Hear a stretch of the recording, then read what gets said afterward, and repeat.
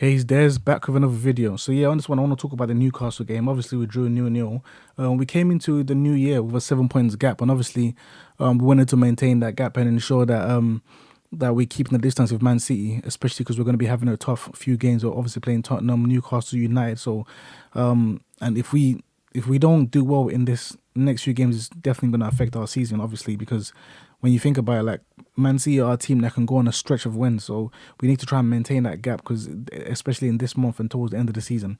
But yeah, when we went to the game, but at the end of the day, I'm not too disappointed anyways because Newcastle are not a bad team. I think I'll be more disappointed if we drop points against Tottenham and United because Newcastle aren't really a bad team. They're what's it called? They're a team that's really good, especially defensively. When you look at for me, they're the best team we've played this season. Very compact team and very strong defensively. And for me, I feel like the way in terms of like performances, they're the third best team in the league. The way they've been playing, they're a really tough team to beat defensively. And it's like when you think about the way they how they set up for me, like I think I saw from the people were talking about how like they were just defending. They're not just a team that just sits there defending. Like they defend in the mid block, so they're not very deep. They defend in the mid block and they press. And at the same time, they what's it called? They maintain an offensive threat, and the way they maintain an offensive threat is by the fact that they've got like their midfielders overlapping constantly. They've got Longstaff constantly overlapping, Bruno who's an offensive guy in the central area, and they've got Willock who's constantly overlapping, and then they got their two wingers constantly attacking the box. Like yeah, they didn't create that many chances against us, but it wasn't because they weren't trying to attack. It was simply because we defended well as well. They defended really well. We also defended well. So the result of the game was that this was just two teams that defended really well. We were just a superior team offensively, but they were trying to attack at the same time. We were also trying to attack, but we didn't create nothing clear cut anyways. So that doesn't mean we weren't trying to attack. They were also trying to attack. It was just that we defended it in a complete different way. We pressed a lot more higher up the pitch and we prevented more situations. We had more situations compared to them, but at the end of the day, they still maintained an offensive threat. If they didn't maintain an offensive threat, we would have just packed them up deep in their own box and then continue to create situation. Eventually we might have got a chance to score, but the reason why they were able to do this is simply why they were able to prevent us from scoring is because there wasn't a period where we were just able to just consistently keep on attacking them over and over again, because as soon as they got the ball back, they had Willock overlapping on the side, Joe Linton coming on the inside. On the right side, they had Longstaff overlapping, and they had Armin coming on the inside. They have players that just want to carry the ball. They're good in transition as well. So it was like there was a threat there, and we understood the threat. Our players understood the threat, so they couldn't just go all out attack and just constantly attack them. So it's a completely different game to the one against West Ham, where we were able to just pack them up in their box and create situations. It was a closer game to like the second half against like Brighton, kind of in terms of like the way they were trying to attack in transition as well. It's just that Brighton had more success than them. But yeah, so I wouldn't really call this a bad game. Newcastle are a really good team, so dropping points to them is not like a huge negative, you know what I mean. So I wouldn't take too much what's it called. I'm more disappointed in the fact that we drop points, but obviously if we get the points that we need against United and Tottenham, then we maintain our then we're able to keep on pushing from there. Well, at least we got a point from this game. At least we didn't lose, because in previous season we may have lost that. So yeah, the next thing I want to talk about is just looking at teams defensively. Some of the, like, again, just to give more credit to Newcastle as well, for me they're an incredible team in terms of like defending in the mid block. They push up, they don't sit deep, they push up, they play in the midfield, and they're very compact. Their defensive line and the midfield line and the forward line is very close to each other, and then they defend in like a 4-5-1 instead. We defend in a 4-4-2, they defend in a 4-5-1, and they're free midfield continue to shuttle from side to side. And then it's like when Saka had the ball in the wide areas, then when you think about it, at all times he had three players on him. The reason why was because they had Dan Burn who was on him, then they had Willock, the left centre mid, who was also coming in there to support Joe Linton, who was tracking back at all times. So they had their left winger, their left centre mid, and their left back all on that side, constantly pressing on Saka. And the same thing was happening on the right side as well with Longstaff, Trippier, and Arminer. So it was very difficult for us to find situations in the wide areas simply because of how much they were pressing. So when the ball is in the middle, they're constantly pressing and they stay very compact. But when the ball is in the wide areas, they constantly like have three guys on just a winger. So it's very difficult to be able to exploit them, especially when we're a team that play with our fullbacks inside. So it was like the wingers can be isolated. So then they ended up like Saka and Martinelli ended up in like 1v3 situations, 1v2 situations, because our fullbacks are really deep. You know what I mean? So that, I think that was why Gary Neville was talking about should should we switch Zinchenko and ask him to start overlapping a lot more just to support Martinelli, because they were being bombarded on the wide areas, and they were being outmatched over there in terms of like in terms of not numbers wise. So he was saying that we should do that, but I feel like what we could have done was exploit them through the middle instead. Just based off what's it called? Just based off the fact that, because when they were having three guys out wide, there was space in the middle that we could have used. Zinchenko was constantly finding Xhaka between lines, and that could have we could have changed that into situations. I feel like that game was for the likes of Xhaka, Nketiah, and Odegaard to create situations. They were the ones that had more space in that game compared to anyone else, because the wide players were really marked out the game. So I feel like that's where we could have changed the game, but we didn't have nothing to change the game. We couldn't rely on Fabio Vieira. We don't have Smith Rowe, and we only had Nketiah, so we couldn't even swap him with Gabriel Jesus. So again, that comes down to a lack of depth as to why we couldn't change things there. Because if we had a different option in the central area to change the game, it could have made a big difference. And then that brings me down to what I want to talk about next in terms of like attacking options. I feel like when you think about it now, we're basically relying on Nketiah, Martinelli, and Saka for the rest of the season until, obviously, well, not the rest of the season, until Gabriel Jesus comes back, but we don't know how fit he's going to be when he gets back. And at the same time, we're waiting for Smith Rowe to come back from injury, but at the same time, we know he's been inconsistent with his fitness, because even if he comes back, it doesn't mean he's going to be at his best, and it also doesn't mean he's going to last the whole season either. So we're really relying on three players at the moment. I think this is why it's so important that we go and try to get a different winger. Obviously, at the moment we're linked with Modric, but that 88 million that's being reported at the moment sounds ridiculous, man. That's way too much money. I was even thinking, like, if we went to AC Milan with that kind of money for Rafael Leao, would they accept? But I think some people replied to me saying that Milan are asking for 150 mil.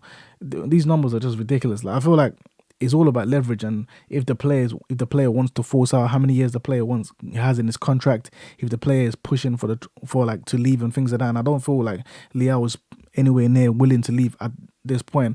Meanwhile, Modric looks like he's a lot more willing to leave, but I don't know how many years he has left on his contract. So in that sense, it makes it really difficult, and it is a lot easier for them to put their foot down when they know that they've got the players for a few more years, especially now that Chelsea are also coming up in the picture and willing to offer money. It's going to raise his price up again. So I feel like players don't really go for the value. They just go for they'll go for the value in terms of like like in terms of the demand. Basically, that's just what it is, demand and supply.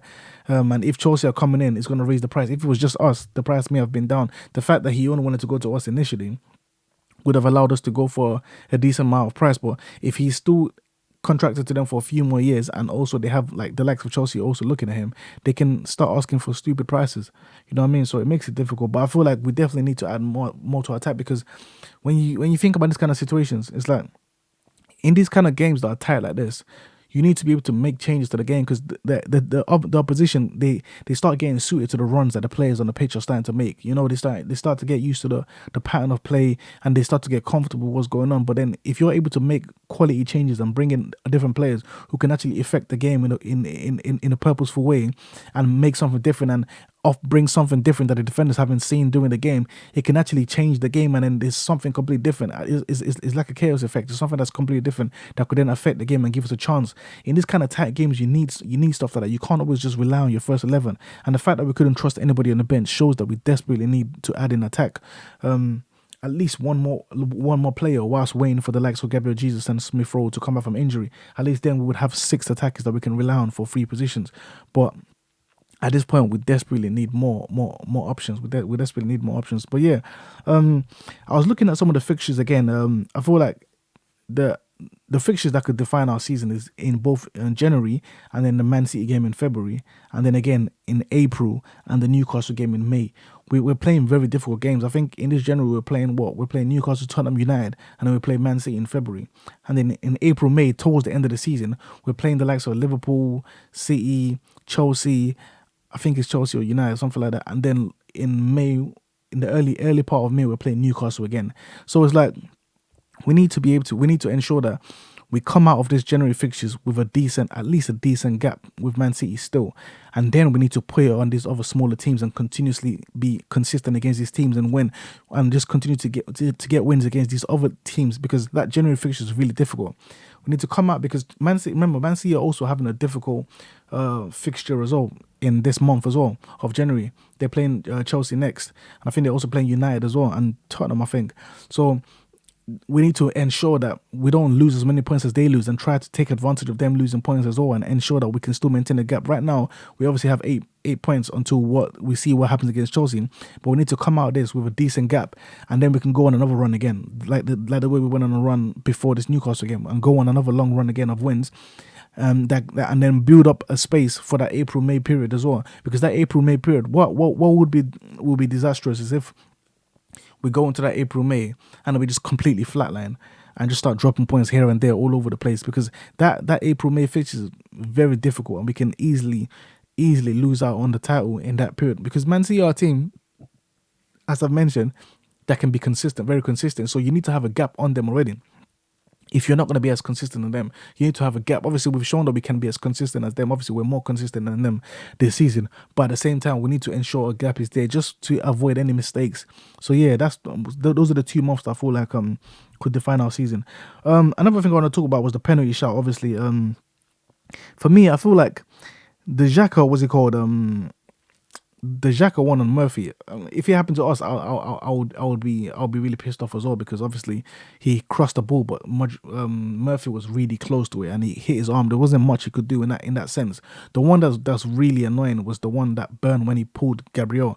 That, for me, I don't understand how that wasn't a penalty, because he definitely pulled him, and if he didn't pull him as well, that's basically preventing a goal situation as well, because Gabriel could have gone there end of that header if Dan Burn didn't pull him down to the floor. That's definitely a penalty. And you think about tight games like this, those kind of decisions affect you. You know what I mean? So it's like you need these officials to make like the right decision in this game, because like something like that, a penalty, we get one goal and we probably win the game out. And in a very tight game, you need these kind of key decisions. So, but it's just so difficult with this, because the thing for me, like I've said this about the officials in this country, anyways, that they're so inconsistent. You can't even tell if it's inconsistency or corruption.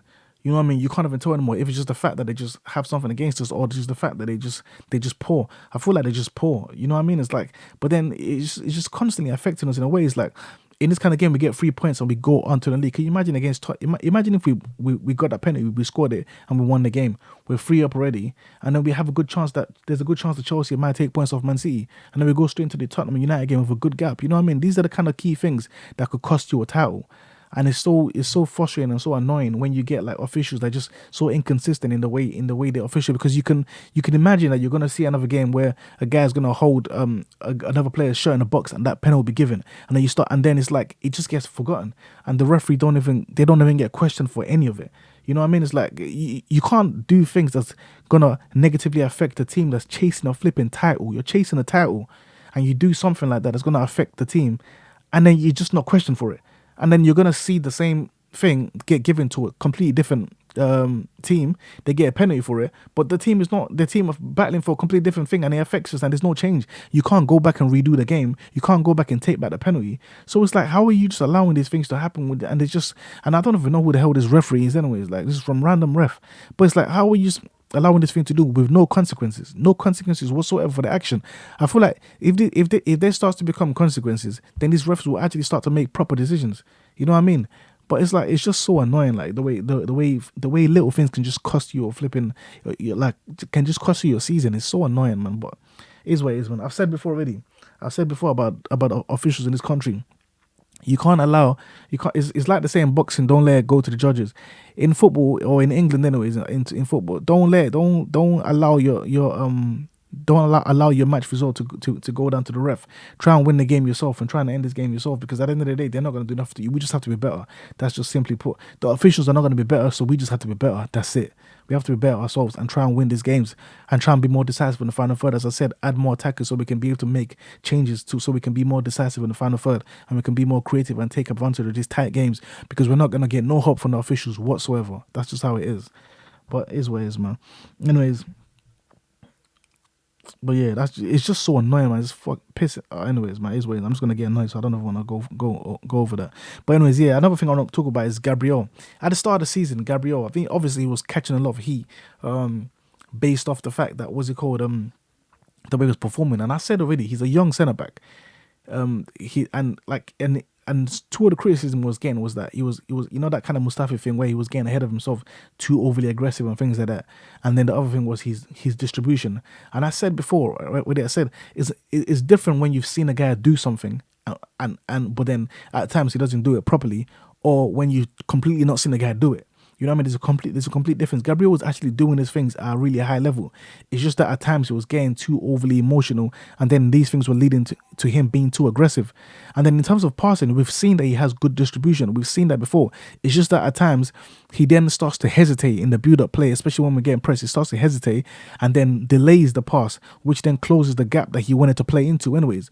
But like for me, once he became a lot more confident and started to play and start to like make better decisions in terms and started to concentrate a lot more, we've seen recently like his game has completely changed. It's a lot different. He's not hesitant in what's it called in the distribution anymore. Look at the game against the last game just now. Look at the distribution. He's passing between, he's breaking line of passes. He's able to carry the ball up the field, creating good angles with, especially obviously because his left foot, so creates good angles, finds players between lines and things like that. He's got great passing, and also he's very proactive with his defending as well. A lot of the time we saw him push up high up the pitch and win the ball, very aggressive. Every time Newcastle, again, like I said, Newcastle were actually trying to attack. Every time they try to attack, you see Gabriel come out of somewhere and just press someone behind them and get the ball off them, push up immediately, get the ball off them straight away.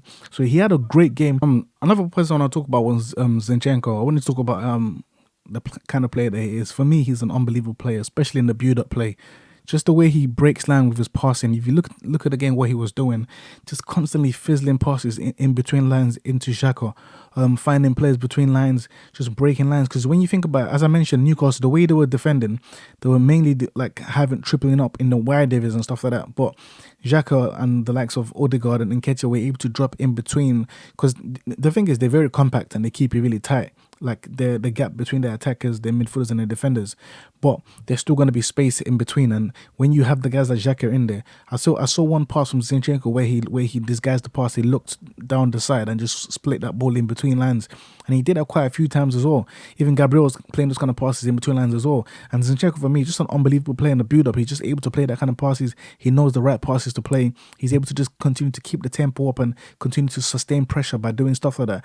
I just felt like it would have been a lot better if, I mean, obviously we know what Xhaka offers in that role, and we've seen what he's done this season. He's having a great season, but I just felt like if we had the likes of Smith Rowe, obviously Fabio Vieira was on the bench, but at this point he's not really trusted. But if we had the likes of Smith Rowe on the bench, you know what I mean, like just like that, and even like for future's sake, like Patino for example, guys that could receive the ball in a half turn between lines and then turn immediately and straight away start attacking the box. Because as I said already, there was space in the middle. If there was any players that could change the game, it was the likes of Xhaka, Odegaard and Nketiah, the ones in the middle, because those were the ones that were able to receive with a little bit more space than the ones in the wide areas. He could have actually received the ball and turn, and I feel like Smith Rowe is something that hopefully when he returns he comes back fit and he's able to stay fit for the rest of the season. But I feel like that's the kind of player that we were lacking in that game. Someone that could just receive and just turn and quickly run directly out the box and maybe even either attack the box, attack the channel, overlap, or even take a shot. Things like that. I think that would have been suitable. But I feel like at the moment Xhaka's having a great season, but long term I feel like Xhaka at the moment is having a great season, but long term, I feel like we know what kind of options that we want in that position. I mean, we know what kind of profile that we're looking for, and it's the likes of Smith Rowe, the likes of Fabio Vieira, the likes of Patino, guys that could turn and run. Obviously, at the same time, we could also look for more controller types as well, but at the same time, I feel like those kind of type of players, having them in the squad will be very useful, especially in games like this. But anyways, that's it. I'll see you guys in the next few videos. Hopefully, we're able to continue to maintain the gap with Man City. Hopefully Chelsea does us a favour as well. Thank you guys. See you in the next video.